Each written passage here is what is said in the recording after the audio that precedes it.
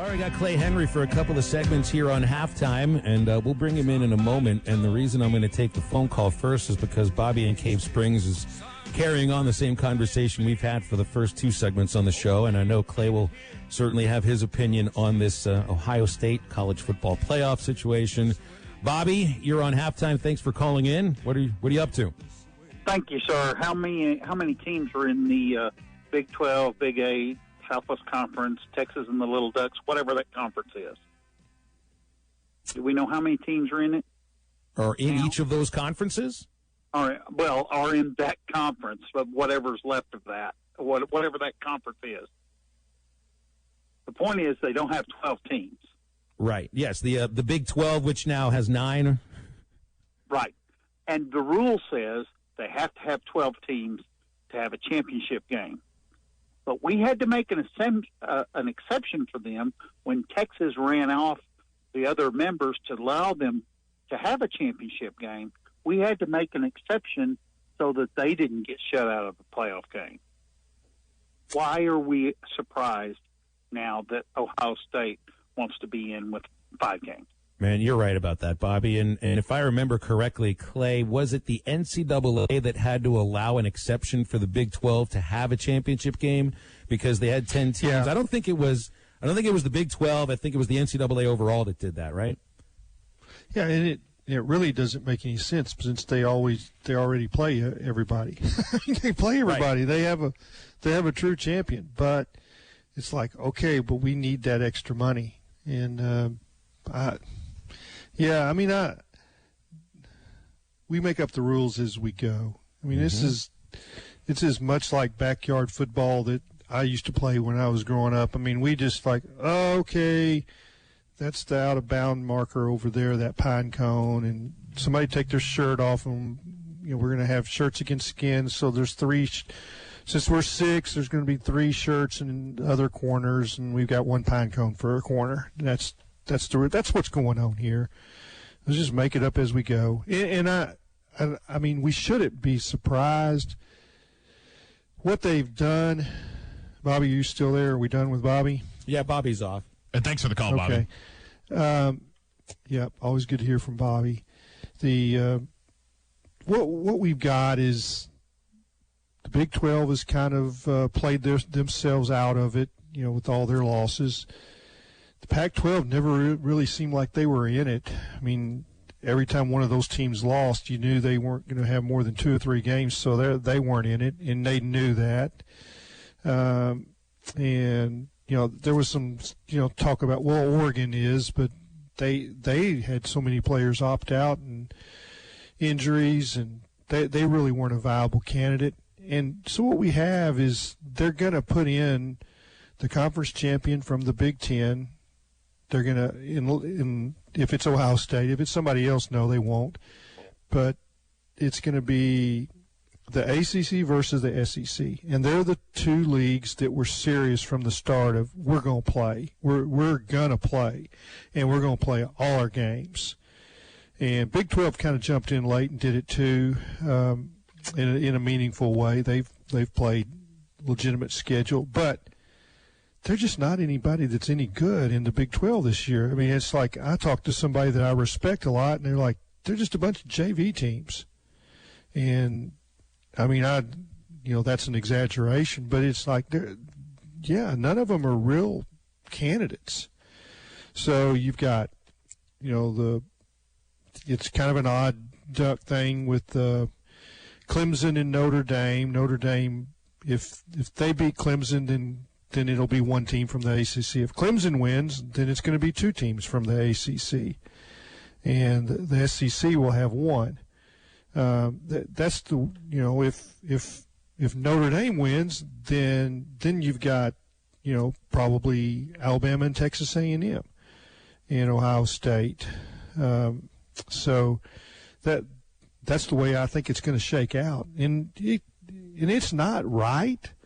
Because we've seen so many years that when Indiana plays a full Big Ten schedule, they haven't been able to run the table, right? There's been somebody that has this massive upset and the goalposts go down.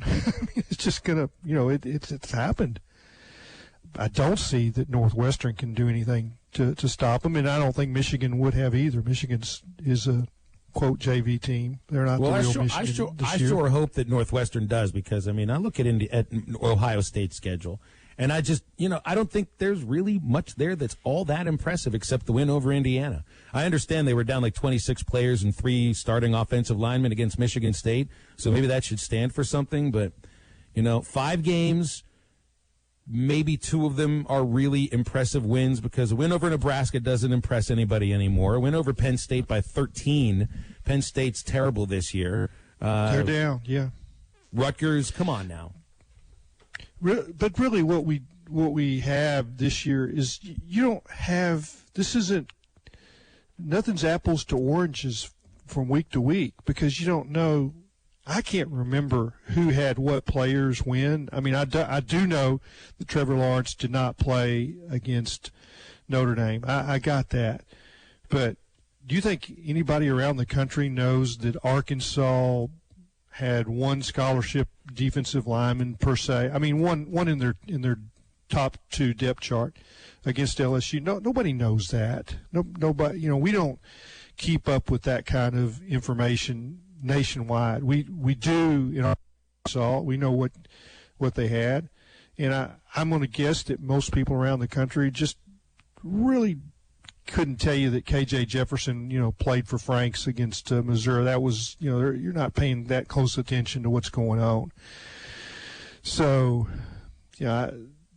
what's going on in the Big Ten, or who's got who, I don't know. I really don't. Clay Henry here with us on Halftime. Clay, let's get some final thoughts here real quick before we tear the box scores up here in a little bit. Arkansas, Missouri, obviously KJ Jefferson was a story of the offensive side of the football, and I think it caught a lot of people by surprise, just the success that he had moving the ball offensively. And I don't know if necessarily to credit that to just him as a player or the Missouri coaching staff not necessarily being prepared that KJ was going to start.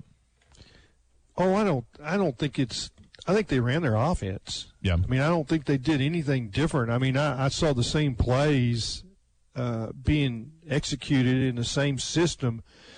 So Missouri didn't have to change. KJ didn't run the ball an awful lot. He was a threat as a runner, so you had to honor that in the RPO game. But Franks is the same way. He's had carried the ball 92 times in the first 8 games. So there's nothing Missouri would have had to do to change gears for Jefferson if they had known all week that he was going to be the guy. It would just be, okay, it's number 1 instead of number 13, and if anything, you might not have been prepared as much that he could throw deep like Franks. Mm-hmm. There's some ways that you can say he was a more effective quarterback than anything we've seen from Franks this year. The consistency of the run game and the RPO reads were rock solid, and that's what was going on. Now, here's the bottom line of that game. Missouri didn't have Nick Bolton, who's All-American, for almost the whole game. He got hurt in the first quarter, ejected when he was returned. He is their guy. He is as good as anybody in the country and probably be first-team All-America. Certainly is a first-team All-SEC player.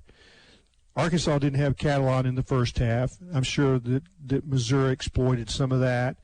And then in the last quarter, not having Grant Morgan and then running out of cornerbacks and having to play Catalan at corner just depleted the Arkansas defense where they couldn't function. And we now know how valuable Grant Morgan is to this team by watching what happened. 22 snaps and 292 yards. Haven't seen much of that in a long time. That's amazing. I want to stay with Grant Morgan when we come back into the next segment, because I think that's your Burlsworth Trophy winner right there.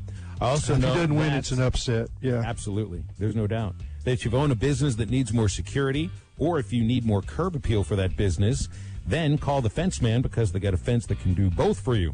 Fence Man helps out with stuff like gates and controlled access card readers, all kinds of custom installations. They've been doing it over 40 years, and nobody knows any better than the Fenceman. Give him a call at 479-782-3936.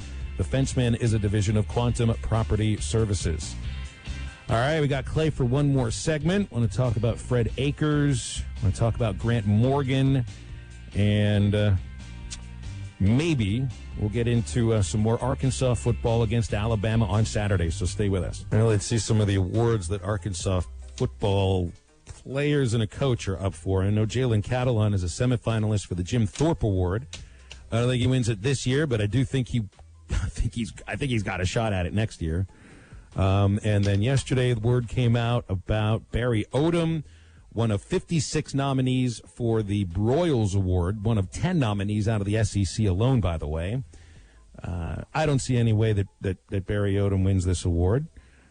I do think Grant Morgan will win the Burlsworth Trophy as the top player in college football that started his career as a walk-on. So, Clay, I mean, I went through the list of these nominees for the Burlsworth Trophy, and I've only found like 4 other players that have a legitimate case, and they still don't match up to the story of Grant Morgan or the production of Grant Morgan this year.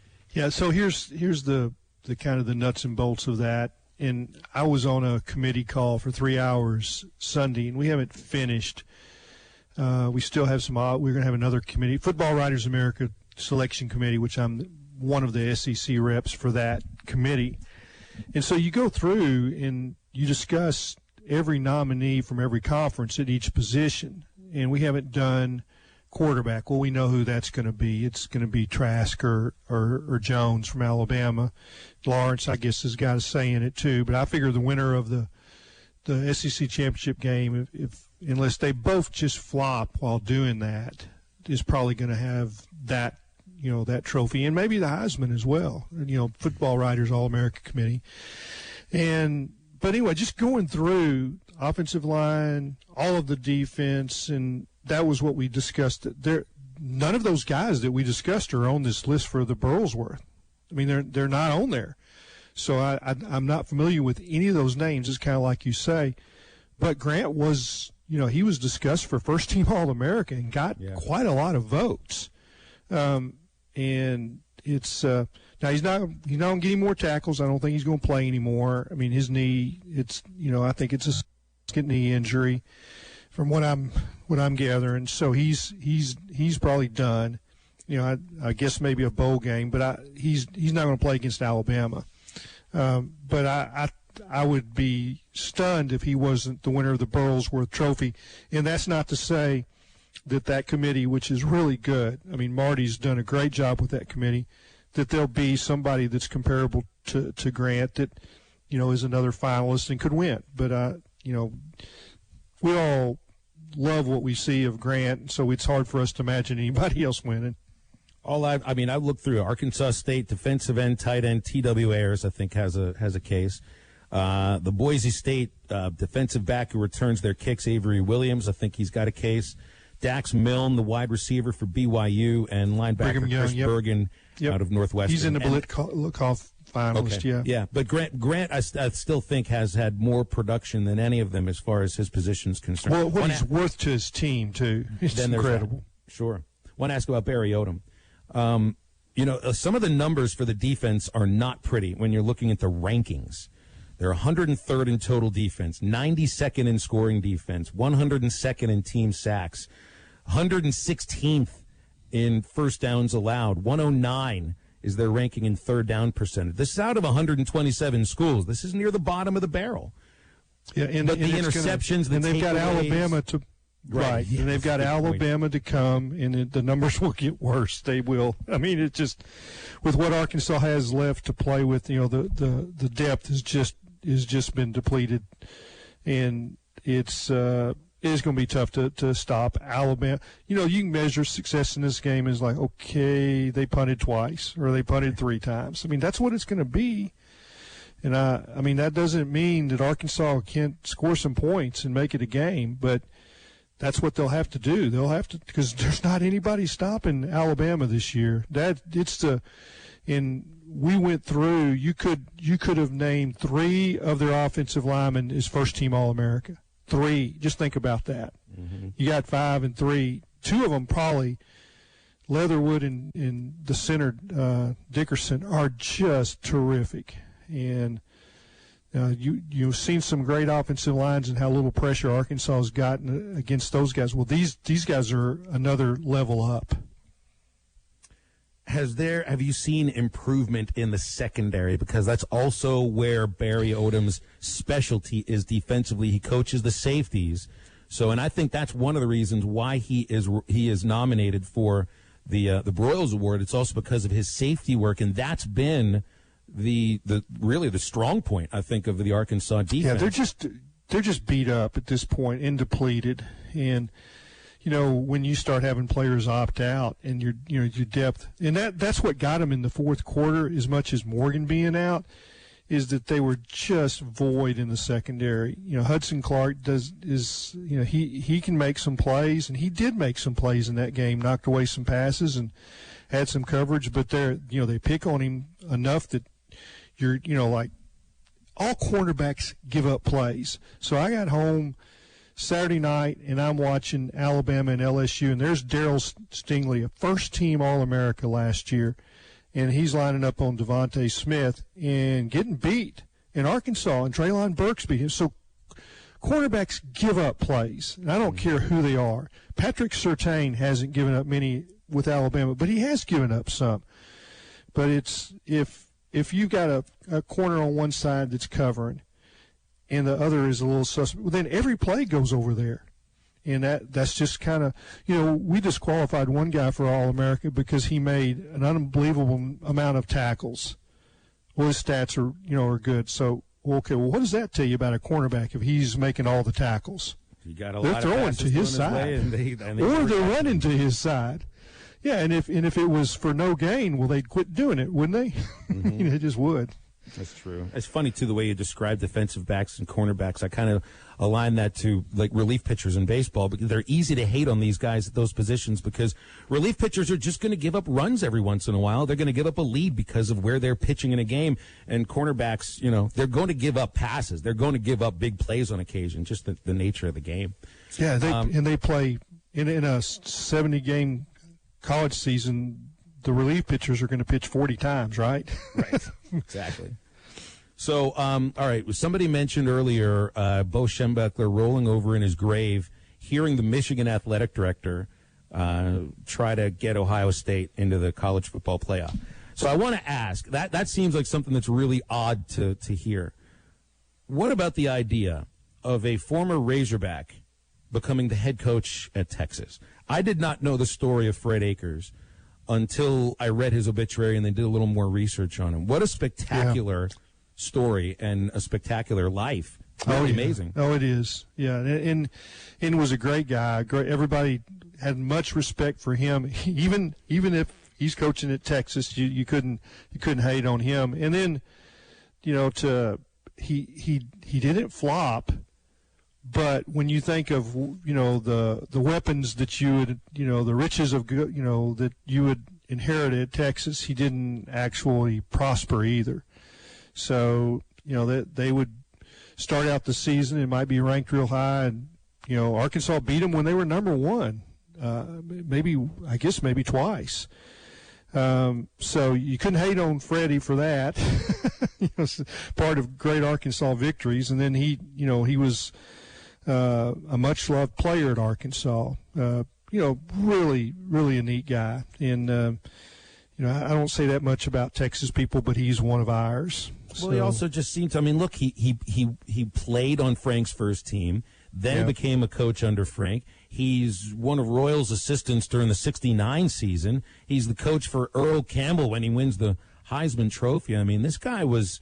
he might not have had a legendary career himself, but he was around a whole lot of other legends and was influential on that. Yeah, you'd have to say he was successful and well respected. That's how I would summarize it, and very much respected by Frank Broyles. So that would be another. You couldn't have a better compliment than that. The other guy I wanted to ask you about, and I brought it up right about a day ago, and we've got about a minute left here, is Dick Allen, Richie Allen, who should be a Hall of Famer in Cooperstown, the first African American to play for the Arkansas Travelers, 1963. And I know you got a chance to see him play at Ray Winder Field. Well, I mean, we lived 6 blocks from there, 18th and Fair Park, and my dad, was either the official scorer, either he or Jim Bailey, and whoever wasn't the official scorer, the other one was covering the game. So me and my 3 brothers would go, and we did everything from sell concessions to bat boy to be on the roof retrieving foul balls. There was somebody sit up on the roof of Ray Winder Field. I did that for 2 seasons. So you watched and just fascinated by Richie Allen, and he was incredibly gifted.